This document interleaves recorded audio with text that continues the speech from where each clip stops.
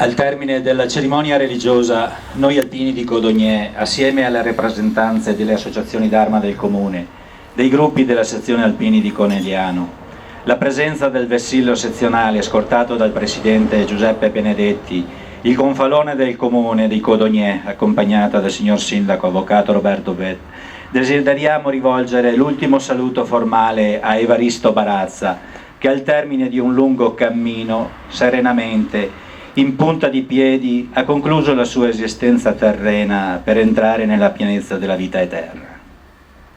Nato a Codogné il 15 aprile 1920, arruolato nell'esercito il 10 gennaio 1939 con il numero di matricola 6853, è stato successivamente richiamato alle armi il 2 febbraio 1940 e destinato al 3° Reggimento Artiglieria da Montagna Giulia, gruppo Conegliano, 14ª batteria con l'incarico di radiotelegrafista, con il grado di caporal maggiore.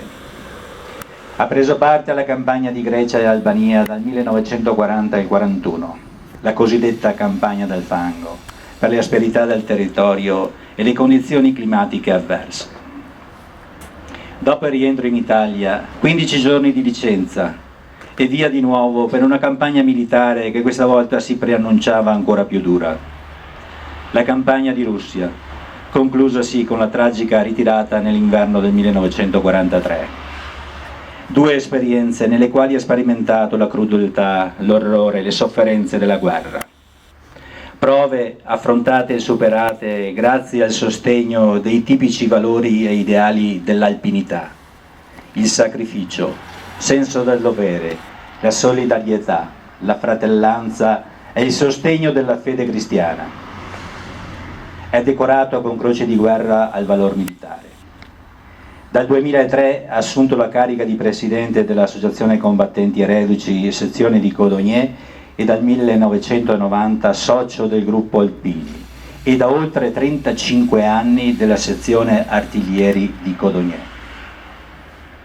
Una persona straordinaria nella sua semplicità, onestà, senso del dovere, amore per la famiglia. Un monumento di saggezza, di memoria. Ricordiamo sempre con piacere le tante lezioni di storia tenute ai ragazzi delle scuole di Codogné. Con la sua morte si è ammainata una bandiera gloriosa della storia della nostra comunità.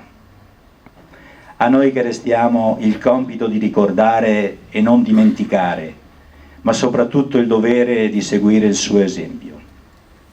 In questa triste circostanza la nostra presenza vuole essere segno di riconoscenza e gratitudine a una persona che ha compiuto il proprio dovere, ha servito e onorato la patria e inoltre vuole essere condivisione al dolore della moglie, delle figlie, alle quali porgiamo le nostre più sentite condoglianze.